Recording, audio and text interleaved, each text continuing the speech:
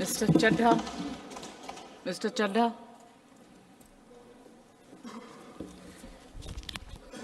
क्या बीजेपी भारत देश में निष्पक्ष चुनाव खत्म करना चाहती है? क्या भाजपा की सरकार लोकतंत्र की कोई अहमियत नहीं समझती? क्या भाजपा की सरकार के लिए संवैधानिक संस्थाओं की कोई अहमियत नहीं है?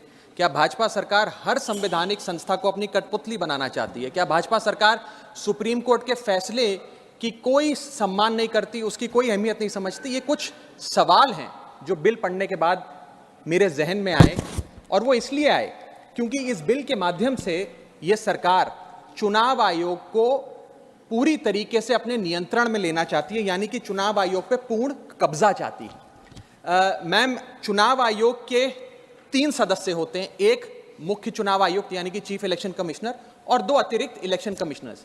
इनकी चयन और नियुक्ति इस बिल के माध्यम से पूरी तरीके से सरकार के हाथों में आ जाएगी, और वे जिसको चाहें, चाहे वो पार्टी का शख्स हो, यस मैन हो, पार्टी मैन हो, जिस मर्जी को चाहें वे चुनाव आयुक्त बना सकते हैं। चुनाव आयोग की हमारे देश के चुनावों में बड़ी महत्वपूर्ण भूमिका है। किसका वोट बनेगा, किसका वोट कटेगा, ये चुनाव आयोग तय करता है। किस तारीख पर चुनाव होगा, कितने चरण में चुनाव होगा, ये चुनाव आयोग तय करता है। ईवीएम मशीन कहां कहां भेजी जाएंगी, उसका नियंत्रण, उसका मैनेजमेंट, उसका योग, उसका प्रयोग, सारी चीजें चुनाव आयोग तय करता है। तो इसीलिए चुनाव आयोग एक बड़ी महत्वपूर्ण संस्था है इस देश के फ्री एंड फेयर इलेक्शंस के लिए। Ma'am, I will mince no words. This bill is going to destroy one of the few remaining independent institutions in India, that is the Election Commission, and thereby dislodge free and fair elections from India. ये bill 3 व्यक्ति या संस्था का अपमान है। पहला अपमान है सुप्रीम कोर्ट का। क्यों?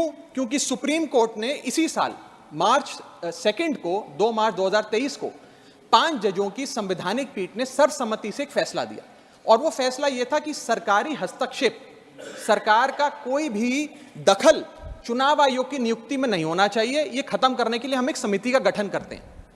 उस समिति के गठन से मुख्य न्यायाधीश को हटाकर एक कैबिनेट मंत्री को डालकर उसका संतुलन बिगाड़ने का काम और सुप्रीम कोर्ट के फैसले को पलटने का काम इस सरकार ने किया, ताकि एक ऐसी व्यवस्था बन जाए जिसमें जो शख्स ये चाहे वही चीफ इलेक्शन कमिश्नर बनेगा। ये इंसल्ट सुप्रीम कोर्ट की इसलिए है क्योंकि इसी साल के दिए गए संवैधानिक पीठ के सर्वसम्मति के 2 फैसलों को इस सरकार ने सदन के भीतर बिल लाकर बदल दिया। पहला था दिल्ली सेवा बिल, जो 8 दिन के भीतर ऑर्डिनेंस लाकर और फिर सदन के भीतर बिल लाकर बदला गया, और एक ये बिल जो 2 मार्च 2023 के सुप्रीम कोर्ट के फैसले को पलटता है और उस फैसले को पूरी तरीके से रिवर्स करने का काम करता है। मैं आपको यह बताना चाहूंगा कि यह सरकार इस बिल के माध्यम से एक प्रकार से सुप्रीम कोर्ट को खुली चुनौती दे रही है कि आपको जो फैसला देना है दीजिए, अगर हमें पसंद नहीं आएगा हम बिल लाकर उस फैसले को पलट देंगे। दूसरा इंसल्ट या अपमान इस बिल के माध्यम से चीफ जस्टिस ऑफ इंडिया का है। सुप्रीम कोर्ट का फैसला कहता है कि चयन समिति के 3 सदस्य होंगे, माननीय प्रधानमंत्री जी, माननीय नेता प्रतिपक्ष यानी कि लीडर ऑफ ऑपोजिशन, और 3rd chief justice of India. इन 3 मेंबरी समिति में से इस बिल के माध्यम से सरकार ने चीफ जस्टिस ऑफ इंडिया को हटा दिया और एक कैबिनेट मंत्री को उनकी जगह बिठा दिया। चीफ जस्टिस ऑफ इंडिया से इतना परहेज कि साफ तौर पे उन्हें इस समिति से हटाने के लिए इस बिल को लाया गया। मैं सरकार को याद कराना चाहूंगा कि समय समय पर इलेक्टोरल रिफॉर्म्स के लिए इस देश में कमेटियां बनी, और अधिकांश कमेटियों ने यह फैसला दिया, ये रिपोर्ट दी, ये सजेशन दिया कि समिति के भीतर चीफ जस्टिस ऑफ इंडिया यानी कि इस देश की न्यायमूर्ति को जरूर होना चाहिए। चाहे वो तारकुंडे कमेटी हो, दिनेश गोस्वामी कमेटी हो, वोरा कमेटी हो, इंद्रजीत गुप्ता कमेटी हो, जीवन रेड्डी कमेटी हो, या फिर इसी सरकार की लॉ कमीशन की रिपोर्ट हो। तीसरी इंसल्ट इस बिल के माध्यम से भाजपा सरकार एक ऐसे शख्स की कर रही है जो व्यक्ति भाजपा का संस्थापक थे, जो व्यक्ति आज भी भाजपा के मार्गदर्शक हैं, जो व्यक्ति भाजपा के भीष्म पितामह के नाम से जाने जाते हैं, वो व्यक्ति जो भारत देश के पूर्व प्रधानमंत्री रहे, यानी कि लालकृष्ण आडवाणी जी, पूर्व उप प्रधानमंत्री रहे। मैम, 2 जून 2012 को, और मैं राज्यसभा के पटल पे इस लेटर को रखूंगा, 2 जून 2012 को माननीय लालकृष्ण आडवाणी जी ने उस समय के प्रधानमंत्री डॉक्टर मनमोहन सिंह को पत्र लिखकर कहा कि चुनाव आयोग की जो भूमिका है चुनावों में बड़ी महत्वपूर्ण है, उसकी नियुक्ति पर एक बहुत बड़ा संदेह, प्रश्न चिन्ह लगा हुआ है, और उसकी नियुक्ति सरकार के हाथ में नहीं होनी चाहिए। और वो लिखते हैं, the present system whereby members to the election commission are appointed solely on the advice of the prime minister does not evoke confidence in the people. keeping these important decisions as the exclusive preserve of the ruling party renders the entire selection process vulnerable and open to manipulation and partisanship. और वो कहते हैं कि समिति 5 सदस्यों की हो जो सीईसी की चयन करे, उनकी नियुक्ति करे, जिसमें प्रधानमंत्री हो, जिसमें लीडर ऑफ ऑपोजिशन लोकसभा हो, जिसमें लीडर ऑफ ऑपोजिशन राज्यसभा हो, जिसमें चीफ जस्टिस ऑफ इंडिया हो और कानून मंत्री हो, यानी कि 2 सदस्य सरकार के, 2 सदस्य ऑपोजिशन के और 1 न्यायपालिका के। ये समिति बड़ी अच्छी है, यानी कि अडवाणी जी भी चीफ इलेक्शन कमिश्नर की स्वतंत्रता के लिए, चुनाव आयोग की स्वतंत्रता के लिए लड़ते रहे, लेकिन इन लोगों ने अडवाणी जी को भी उनके हक की, उनके अधिकार की बात नहीं दी। आज मैं सदन में दूसरी बार लालकृष्ण अडवाणी जी के हक की, उनके अधिकार की बात मांगने के लिए खड़ा हुआ हूं। पहला जब उन्होंने दिल्ली सेवा बिल पर कहा था दिल्ली को पूर्ण राज्य का दर्जा दिया जाए, और आज जब उन्होंने कहा कि चीफ इलेक्शन कमिश्नर की नियुक्ति स्वतंत्रता से हो, निष्पक्ष तरीके से हो। आगे मैं 3 महत्वपूर्ण कारण बताना चाहूंगा मैडम, जिसके चलते ये बिल को आज मैं और मुझे लगता है समस्त विपक्ष अपोज करता है। पहला कि ये बिल पूरी तरीके से इलीगल है, गैर कानूनी है, और वो इसलिए है क्योंकि you can not reverse a supreme court judgment without changing the very basis of it. यानी कि अगर आपको सुप्रीम कोर्ट के फैसले को पलटना है तो सुप्रीम कोर्ट जिस फैसले को देते हुए जिस आधार को रेफर करता है, आपको उस आधार को बदलना पड़ेगा। आप सीधा फैसला नहीं पलट सकते। लेकिन इन लोगों ने सुप्रीम कोर्ट के फैसले की मूलभूत भावना को इस बिल के माध्यम से चोट पहुंचाने की कोशिश करी है और निष्पक्षता को चुनाव आयोग की भंग किया है।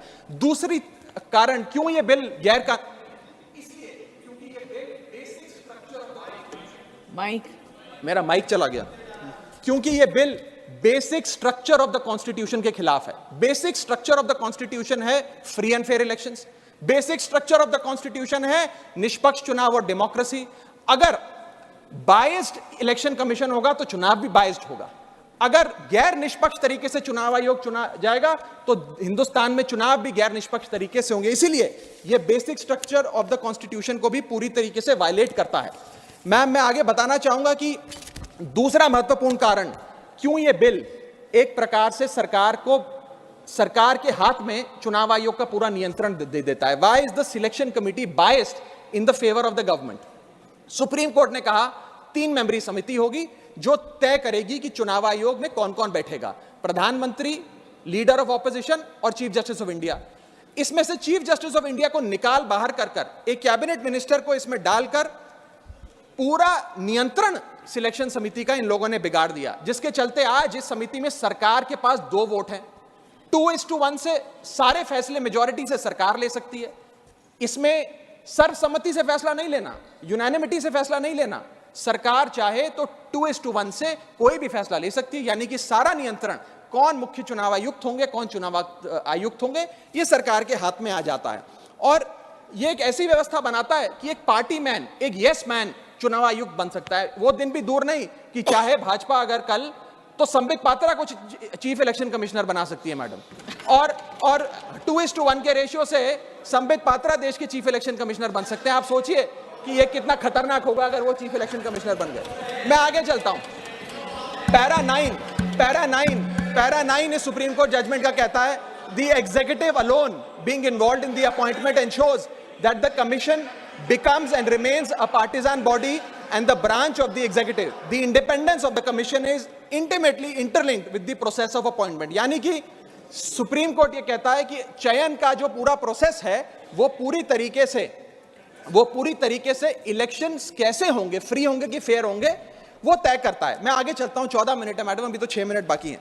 सुप्रीम कोर्ट आगे अपने पैरा 186 में हाईलाइट करते हुए कहता है, a person who is weak kneed before the powers that be cannot be appointed as the election commissioner. A person who is in a state of obligation or feels indebted to the person who has appointed him fails the nation and can have no place in the conduct of elections, forming the very foundation of our democracy. An independent person cannot be biased. It is important that the appointment must be overshadowed even by a perception that a yes man will decide the fate of the democracy and all its promises. यानी कि केवल निष्पक्ष चयन ही होना जरूरी नहीं है, निष्पक्ष चयन जनता को नजर आना भी जरूरी है। It must not only be done, it must be seen to be done. ये सुप्रीम कोर्ट बात कहता है। मैं आगे चलता हूं। तीसरा कारण कि क्यों हम इस बिल को अपोज कर रहे हैं वो है कि ये जो प्रपोज्ड सिलेक्शन कमिटी है इसमें कोई चेक्स एंड बैलेंसेस नहीं है। चेक्स एंड बैलेंसेस इसलिए नहीं है क्योंकि सारे फैसले तो सरकार के पक्ष में होंगे, 2 मंत्री सरकार के उसमें बैठे हैं, एलओपी को मात्र फॉर्मेलिटी के लिए इसमें बिठाया गया है, तो एक प्रकार का फिक्स्ड मैच इसमें नजर आता है। अब आप ही सोचिए, 3 मेंबरी समिति है जिसमें माननीय प्रधानमंत्री जी हैं, मान लेते हैं हमारे सदन के लीडर ऑफ ऑपोजिशन मल्लिकार्जुन खड़गे जी उसके सदस्य हैं, और 3rd मेंबर अर्जुन मेघवाल जी कानून मंत्री यहां बैठे हैं वो हैं। अब इनकी बैठक चल रही है, इसमें माननीय प्रधानमंत्री जी कहते हैं कि मैं रमेश नाम के शख्स को चीफ इलेक्शन कमिश्नर बनाना चाहता हूं। खड़गे साहब कहते हैं कि मैं रमेश को नहीं सुरेश को चीफ इलेक्शन कमिश्नर बनाना चाहता हूं। क्या अर्जुन मेघवाल जी जो इसी सरकार के कानून मंत्री हैं वो प्रधानमंत्री जी को ये कह सकते हैं कि नहीं नहीं नहीं प्रधानमंत्री जी रमेश ठीक नहीं है, खड़गे साहब ने जिसको नॉमिनेट किया है सुरेश, मैं भी उसी के हक में वोट देता हूं, उसका चयन हो, वो चीफ इलेक्शन कमिश्नर बने? ये तो हो ही नहीं सकता। तो जो सरकार चाहेगी वही होगा। तो एक प्रकार से निष्पक्षता और स्वतंत्रता चीफ इलेक्शन कमिश्नर की खत्म करने का काम ये करती है। हमने बचपन में एक मुहावरा सुना था, जिसकी लाठी उसकी भैंस। तो ये पूरी तरीके से इस बिल में सिद्ध होता है कि लाठी भी इनकी, तो फिर इस कानून के माध्यम से भैंस भी इनकी। मैं आपको एक और उदाहरण के माध्यम से समझाता हूं। मान लीजिए भारत और ऑस्ट्रेलिया का क्रिकेट मैच हो रहा है, उस क्रिकेट मैच में अंपायर कौन होगा वो एक 3 मेंबर की समिति तय करेगी जो मैच कराएगी। वो 3 मेंबर की समिति में एक ऑस्ट्रेलिया के कैप्टन पैट कमिंग्स होंगे, दूसरे ऑस्ट्रेलिया के प्रसिद्ध प्लेयर डेविड वार्नर होंगे, और 3rd भारत के कप्तान रोहित शर्मा होंगे। अब ये 3 मेंबरी समिति अगर किसी अंपायर को चुनेगी तो वो अंपायर तो हमेशा ही ऑस्ट्रेलिया के साथ होगा, क्योंकि 2-1 की बहुमत ऑस्ट्रेलिया के साथ है। तो क्या निष्पक्ष मैच हो सकता है? क्या इंडिया इंडिपेंडेंट मैच खेल सकती है? ऐसा ही कुछ इस चुनाव आयोग के गठन से, इस बिल के आने के बाद इस देश में होने जा रहा है। मैं आगे चलता हूं मैडम, मुझे बोलने दीजिए। इसका माध्यम, मैडम मुझे बोलने दीजिए, मुझे डिस्टर्ब ना करें। यह बिल 3 की टेस्ट पे फेल होता है, the test of independence, the test of neutrality and the test of constitutionality. ये हमारा कॉन्स्टिट्यूशनल इंपेरेटिव है कि देश में चुनाव आयोग निष्पक्ष हो, ताकि चुनाव निष्पक्ष हो। अगर चुनाव आयोग निष्पक्ष नहीं होगा तो चुनाव निष्पक्ष नहीं होंगे और लोगों की आस्था इस लोकतंत्र से डगमगा जाएगी। मैं सरकार को कहना चाहता हूं, अगर सरकार सुप्रीम कोर्ट के इस फैसले को पलटना चाहती है, अगर सरकार चीफ जस्टिस ऑफ इंडिया को इस समिति से हटाने के लिए इतनी बेकरार है, तो मैं आज सुझाव लाया हूं कानून मंत्री जी। 3 सुझाव मेरे, इनमें से अगर आप कोई सुझाव स्वीकार कर लें तो मुझे लगता है सारा हाउस एक आवाज में आपके इस बिल का समर्थन करेगा। पहला सुझाव यह है, ये 3 ऑप्शन लाया हूं आपके लिए। पहला ऑप्शन यह है कि चुनाव आयोग का गठन, कौन चीफ इलेक्शन कमिश्नर होगा और कौन इलेक्शन कमिश्नर्स होंगे, इसका गठन 2 मेंबरी समिति करे, जिसमें 2 लोग हों, प्रधानमंत्री और लीडर ऑफ ऑपोजिशन, ये विपक्ष के नेता। ये 2 मेंबर्स सर्वसम्मति से फैसला ले, यूनानिमिटी से, क्योंकि 2 लोगों में मेजॉरिटी तो हो नहीं सकती, तो 2 लोग सर्वसम्मति से फैसला ले, जो भी नाम तय करेंगे हम सब मान जाएंगे। ये ऑप्शन 1। ऑप्शन 2 मैं देना चाहूंगा सरकार को, जो लालकृष्ण अडवाणी जी ने दिया था। लालकृष्ण अडवाणी जी की बात मान लीजिए, मेरी मत मानिए, आपको आम आदमी पार्टी तो पसंद नहीं, पर अपने पेट्रियार्क फाउंडिंग फादर, आपके पितामह भीष्म लालकृष्ण अडवाणी जी का फॉर्मूला ले लीजिए। 5 मेंबरी समिति, प्रधानमंत्री, कानून मंत्री, leader of opposition in Lok Sabha and Rajya Sabha और चीफ जस्टिस ऑफ इंडिया। ये 5 मेंबरी समिति एक निष्पक्ष चुनाव आयोग का चयन कर लेगी। और तीसरा ऑप्शन, अगर ये दोनों ऑप्शन आपको पसंद नहीं, तो मैं आपको वो ऑप्शन बताना चाहूंगा जो कॉन्स्टिट्यूएंट असेंबली में प्रोफेसर शिबन लाल सक्सेना ने दिया था। वो था कि जो भी नाम ये चयन समिति तय करे, वो नाम सदन के भीतर लाए जाएं और 2/3 बहुमत लोकसभा और राज्यसभा से नाम पास हो जाए, वो आदमी चीफ इलेक्शन कमिश्नर बन जाए। मैं सकारात्मक बहस कर रहा हूं, मैं ऑप्शन लाया हूं। ये इन 3 ऑप्शंस में से कोई भी ऑप्शन चुन लीजिए, सारे विपक्ष को मनाने की, एकजुट करने की जिम्मेदारी मेरी। मैं अंत में अपनी बात समाप्त करने से इतना बस कहना चाहूंगा मैडम कि ये बिल एक डे लाइट रॉबरी है हमारे देश की डेमोक्रेसी की, लोकतंत्र की। इस बिल के माध्यम से भाजपा डेमोक्रेसी को हाईजैक करना चाहती है। And I on behalf of the आम आदमी party oppose this bill, vehemently oppose this bill, because this bill will ensure that India, which is today known as the mother of democracy, will tomorrow unfortunately be known as for mockery of democracy. Mother of democracy से mockery of democracy तक का सफर आप इस bill के माध्यम से तय करने जा रहे हैं। मैं हाथ जोड़कर आपसे विनती करूंगा, इस बिल को वापस लीजिए। लोगों की देश के लोकतंत्र में बहुत आस्था है, उस आस्था से खिलवाड़ करने का काम मत कीजिए। बहुत बहुत शुक्रिया। जय हिंद, जय भारत।